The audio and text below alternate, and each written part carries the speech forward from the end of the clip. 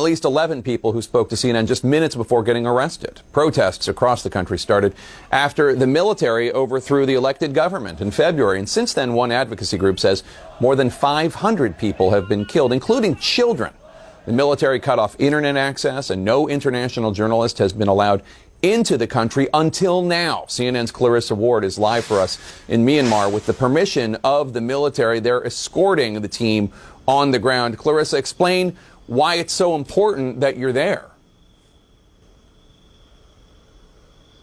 Well, Jake, I want to underscore that no independent international journalists have been allowed into this country in the last 2 months since that bloody coup took place. As you said, rights groups saying more than 550 people killed. This is a massive protest movement that really came about after the military ousted Myanmar's democratically elected government, the people coming out into the streets in the millions. And the more they protested, and the more animated those protests became, the more the military tried to suppress them. The military here really does not have the popular support of the people of Myanmar. So we felt it was essential, even though it is a difficult situation when you are in a country with the permission of the, in this case, the military, the main oppressors in this situation, we felt it was very important to be on the ground, to see for ourselves whatever we could, and to tell the story of the people of Myanmar, Jake. And what's it been like to report there? Have you had the freedom to report whatever you want to report?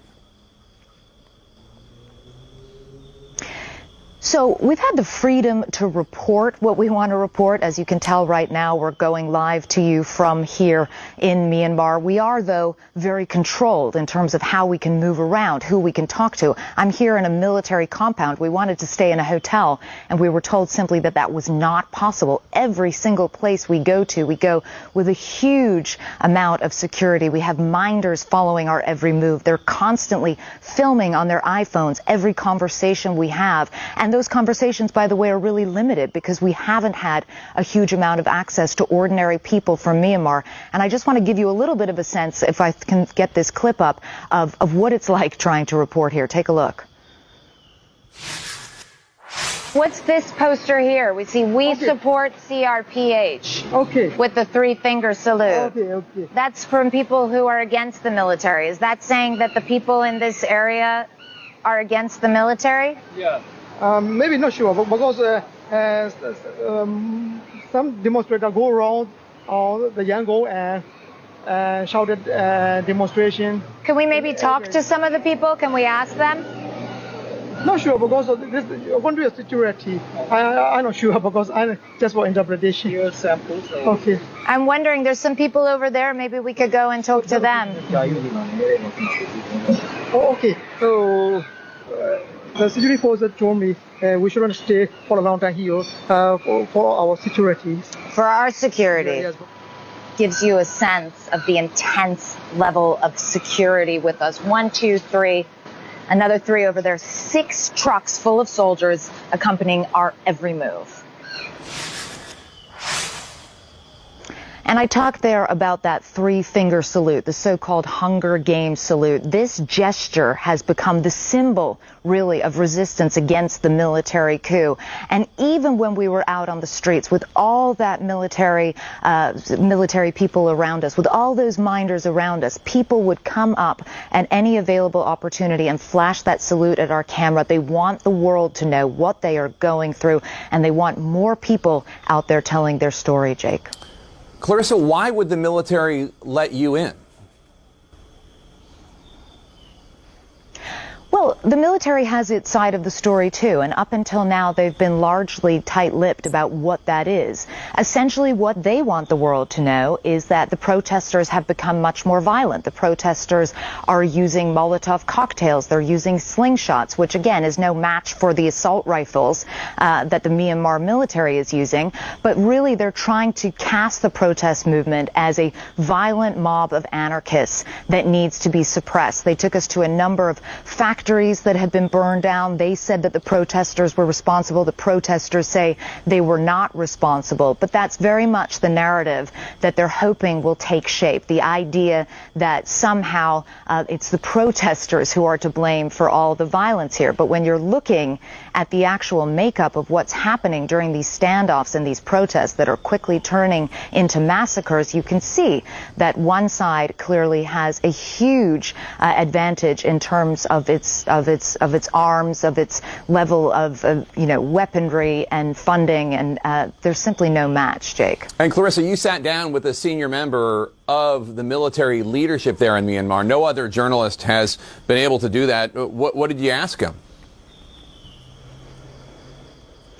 Well, we had a lot of things to ask him, and it was a pretty uncomfortable interview, to be honest. So we wanted particularly to drill down on the number of innocent civilians who have been killed. More than 550 protesters, pro-democracy protesters, most of them unarmed, among them 44 children, Jake. That's according to the United Nations. So we really wanted to get some sense of how on earth the military could justify this.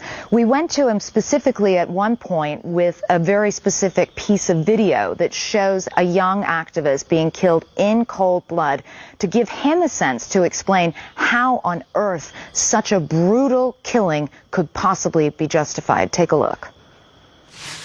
This is CCTV footage of 17-year-old Kwam Min La going past a police convoy. You can see the police shoot him on the spot.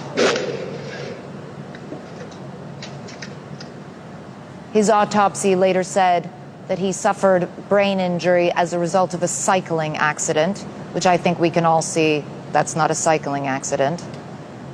How do you explain this? If that kind of thing occurred, we will have an investigation into it. We will investigate if the video is real or not.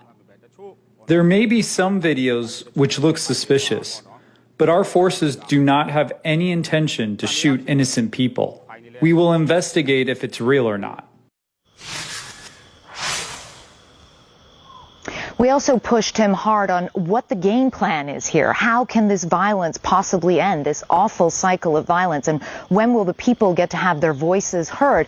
He said that the military's plan has always been to allow for another round of elections sometime in either the next year or possibly up to 2 years. But it's really important to underscore here, Jake, that nobody here on the ground really believes that, because the whole reason that this coup took place in the first place is that there were free and fair elections back in November. There were independent election monitors there who did not see any problems in terms of fraud or any significant problems. And that election was won in a landslide by the NLD party. The military's party suffered a humiliating defeat, and that's what precipitated this coup in the first place. So I think people are very unwilling to believe the idea that there will be another round of free and fair elections, and that their candidate, their choice, who is right now under arrest in prison, Aung San Suu Kyi, will be allowed to become president if she did indeed win again. Or, frankly, no one believes that she will be allowed to run again because she is facing these trumped-up charges, Jake. And Clarissa, tell us about the people who talked to you and then were subsequently arrested. You know, Jake, this is always your worst nightmare as a journalist, right? We finally were able to negotiate access to a public space, not a controversial space. It was a space that the military actually picked.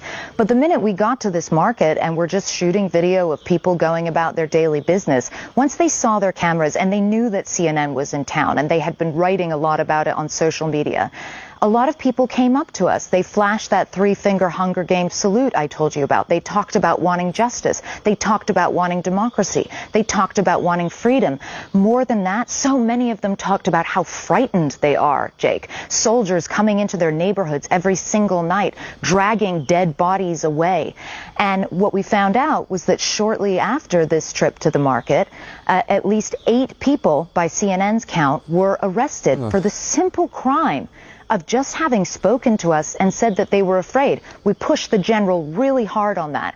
He admitted that 11 people in total were arrested. He said that they shouldn't have been arrested, to give him credit, and that they would be released. And we can now confirm that they have indeed been released, which is a huge relief for us. And also we are grateful to the military for releasing them. And we should note, I mean, when people talk to you or they flash you the Hunger Games salute, the three-fingered Hunger Games salute that I'm holding up right now, in solidarity with them, I should say, that's an act of civil disobedience at great risk. What other acts or forms of civil disobedience have you witnessed? Well, this is just it. The military is trying to control the country through brute force, but what they can't do is make people work, for example. So there's a huge civil disobedience movement. Most of the country's workers are striking. They're not going to work, whether it's ministries, whether it's banks. You go by the banks here, there's long, long lines outside of every single bank. That means that the economy is grinding to a halt. There's garbage in the streets. It's very difficult for the military to kind of keep up with this charade that this is a functioning society now. As long as people refuse to work, as long as you don't have the support of your own populace, and let's be very clear here, we have seen absolutely no evidence that the military has any real popular support here in Myanmar. And as long as that continues, even if you are shooting at unarmed protesters, even if you are killing children, it becomes very difficult and challenging to actually run a country, Jake. Yeah. Clarissa Ward in Myanmar for us. Thank you so much. Really appreciate your courage. Thank you.